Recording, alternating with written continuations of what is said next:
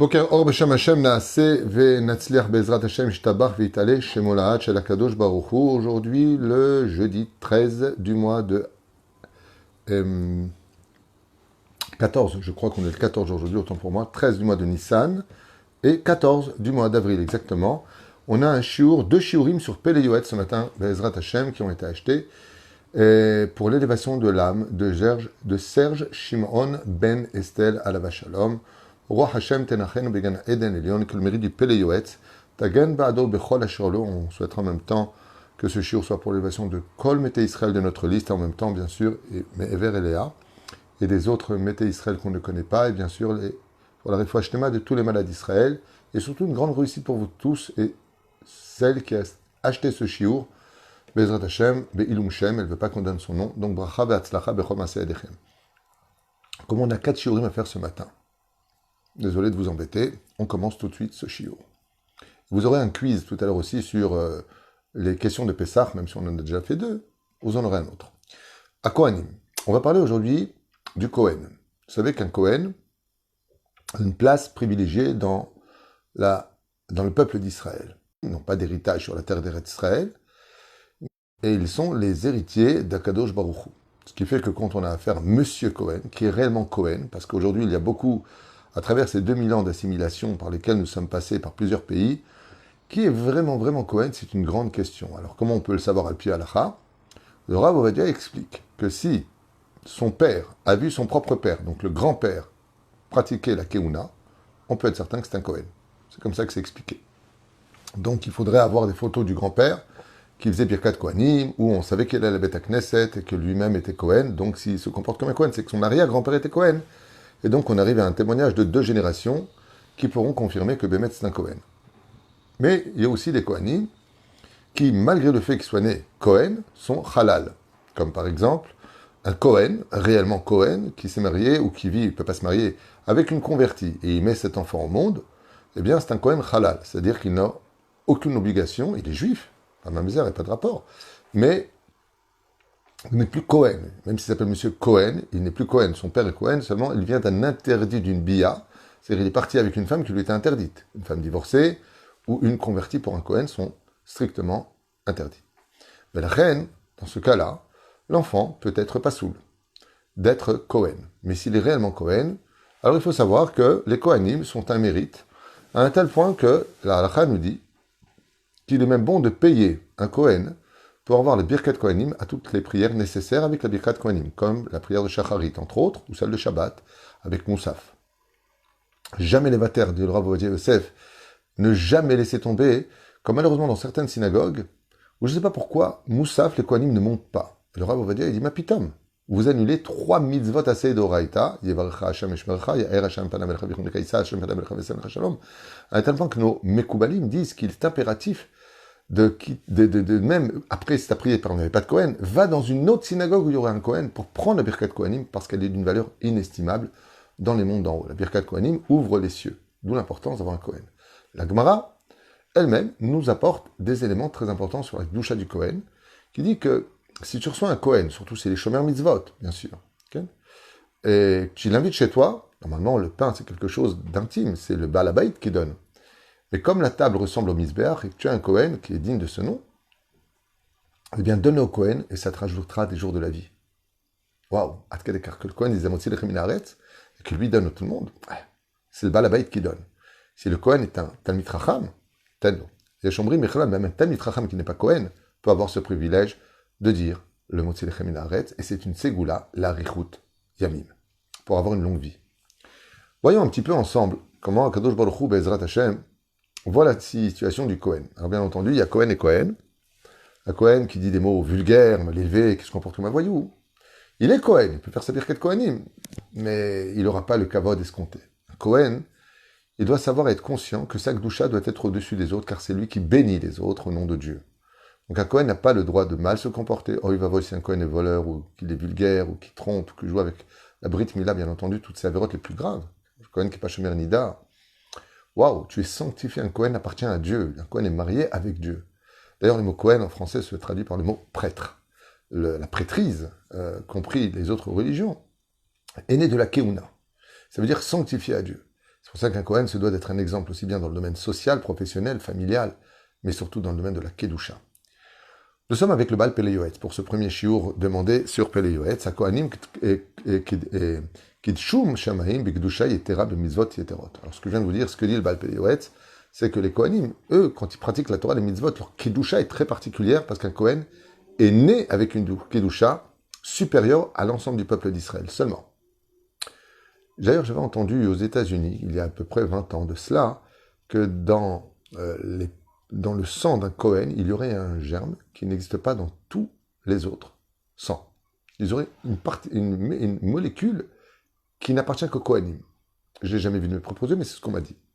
Mais la M Ya'ata, donc pour eux ce serait dur, digne, l'ishma mishmeret HaKodesh, beyoter nitnaeg b'chasidut beyoter. Alors, ici, le Péloetz, il dit qu'un Kohen, un Kohen ne doit pas simplement être plus kadosh que les autres. Mais de plus, il doit être plus chassid que les autres, plus souvent pardonné que les autres. On voit effectivement que le symbole du premier grand Kohen de l'histoire juive, Aaron, de qui la Kedusha a été sans pareil, il y a marqué de lui, Ohev Shalom, Verodev Shalom. Les Kohanim sont des gens qui doivent avoir la particularité de pardonner et même de poursuivre le Shalom. C'est-à-dire que même si c'est eux qui ont raison, ils doivent tout faire pour qu'il y ait le Shalom, pas simplement entre l'homme et son prochain, l'homme et sa femme, mais entre lui-même et la société. Puisque, comme vous le savez tous, le Kohen va bénir au nom de Dieu l'assemblée qui les aime. Par amour pour le peuple. Ce qui fait qu'un Kohen doit aimer particulièrement sa communauté. Là où il est pour prier, il doit tous les aimer. Parce qu'au nom de Dieu, il va les bénir sur l'amour qu'il leur porte, à chacun d'entre eux. Il y a des poskim qui disent que si un Kohen est fâché avec quelqu'un de la communauté qui ne lui parle pas et qui ne l'aime pas dans son cœur, il n'aurait pas le droit de monter Kohen, car il dira Bracha levatala. Israël, be'ahava, la reine, un Kohen doit travailler ses midot au-delà de toutes ses piotes, au-delà de toute notion, plus que tous les autres. Alderer tirtiv, ki sifte Kohen ishmeru da'ad ve'torah, yevakshu mipiu. Comme c'est marqué dans Malachi, que les lèvres d'un Kohen ne doivent parler que de Kedusha, de Torah et de mitzvot, car ce sont des élites du peuple, mis à part. Et même dans l'accomplissement de leurs mitzvot à eux, si par exemple nous on n'a pas le droit de parler dans une Beth Knesset, le Kohen doit être l'exemple à suivre de la synagogue. C'est surtout lui qui ne parle pas. C'est lui qui donne l'exemple. Dans certaines communautés juives, Sfarad, on asseyait toujours le Rav, comme le dit le Ben Ishraï, en face du Tzibour. Et de l'autre côté, pas sur le même mur que le Rav, il y avait les chaises des Kohanim. On n'asseyait pas les Kohanim avec tout le monde, parce que les Kohanim ont un titre particulier. Qui me'at asher nish'ar lahem bazman hazeh. Kegom mitzvot levarech et Israël, sheesh ba shoshash asayin. Il y a 3 mitzvot dans les Birkat Kohanim. Varech ou mitbarech mipi akadosh baruch hu. Et que les Kohanim disent le Pele Yoetz, sache que quand ils bénissent le peuple d'Israël, les premiers à profiter de cette bénédiction sont eux-mêmes. Car tout celui qui bénit les enfants d'Israël est béni de Dieu lui-même. Ce que je viens de dire. Et c'est moi qui les bénis. Et là, le Pele Yoetz nous dit combien est grave l'erreur que font les Kohanim qui préfèrent sortir que de bénir les enfants d'Israël. Chaval meod. Ma'abdim tova arbe. Et s'ils savaient combien en bénissant les enfants d'Israël, Dieu leur donne dans ce monde et dans l'autre. Mi itenu Kohen haïti se kapai bechol yom. Et le Pele Yoetz, c'est-à-dire Rabbi Eliezer Papo, si j'avais été Kohen de naissance, je me serais fait le plaisir de bénir les enfants à toutes les occasions. Parce que, en réalité, quand un Kohen bénit les enfants d'Israël, il se bénit d'abord lui-même. Un stylo pour écrire a besoin d'encre. D'abord, on remplit le stylo d'encre et après on écrit l'histoire. Ainsi, les Kohanim sont bénis de Dieu lui-même avant même qu'ils ne commencent à bénir les enfants d'Israël. Et bien entendu, une fois de plus, je le répète, en faisant particulièrement attention à la Kedusha de la Keuna. Et c'est pour cela que les Kohanim, qui sont une élite du peuple d'Israël, doivent faire très attention à toutes les impuretés, car elles doivent rester pures à tout moment. Comme la Nida, ou une personne qui mourrait, ils ne peuvent pas rentrer dans la même pièce, Chaz v'shalom, ou épouser une femme, ou avoir une relation avec une femme qui lui est strictement interdite.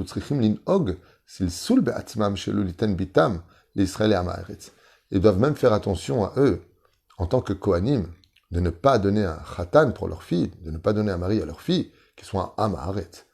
Un Kohen, même dans la Gdusha de ses enfants, une fille se doit d'épouser un homme qui soit grand en Torah ou de bonne renommée, car c'est une fille de Kohen. Velo isaken be'atzmo Israël Amaharet likar bat Kohen. Et ce serait dommage pour un Kohen de marier sa fille, un Amaharet. Sharem Ruch Chazal, car nos sages ont dit dans Masechet Psachim, même tête à Moudbet, bat Kohen et Israël en zivugam ola yafe. Une fille de Kohen qui se marie avec un Amaharet, le couple ne montrera pas très bien. O almana, o gerusha, o enzerala, o kovra, o kovarto, o meviu l'idaniut. Bon, je préfère ne pas traduire. Il parle ici des conséquences de marier une fille Kohen à quelqu'un qui n'était pas digne d'être son mari. Alors quand on dit Tamit Racham, c'est à l'infini Tamit Racham. Pérouche à d'avoir une personne avec de bonnes midotes, une personne qui soit digne d'épouser une fille de Kohen. Là, vous apprendrez que même être une fille de Kohen, c'est pas épouser n'importe qui. C'est plus qu'une Bat Israël normale. Ulmi she'eno yoda mizeh shomer petayim Hashem. Top, c'est dommage de ne pas le savoir ici. Aval yoda ma'amar aboteinu zichron uvracha. Ishmo nafsho velo yavor al divrei chachamim.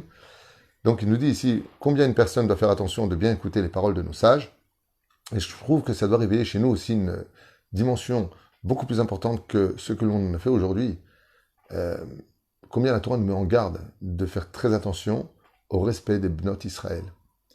Donc c'est un message qui s'adresse particulièrement aux garçons, d'être Shomer Negia, et de ne jamais, jamais, ni vous moquer d'une Bat Israël, ni jouer avec elle, ni lui faire croire des choses, et Chaz Veshalom, de ne pas lui voler sa virginité. Oy vavoy beyom adin, oy vavoy beyom atochechot. Imaginez un jeune homme qui drague une fille Cohen et qui fait des avérotes avec elle. Il lui a volé sa virginité, il a rendu tamé. Zilzel bakadosh baruch hu. Je ne vous raconte pas la punition et les tikkunim qu'il aura à faire. Hashem ishmor verachem. Et la reine, il faut être en garde, parce que derrière, il y a marqué des choses que je n'ai pas voulu traduire, mais c'est terrible. Ou il deviendra pauvre, ou il perdra sa femme, ses enfants. Ce que je vous dis ici, c'est Nora Vayam. Almana, Grusha, il divorcera à cause de ça. Ou pire encore, il n'aura pas de zera. La liste, elle est dure. Mais il faut faire attention.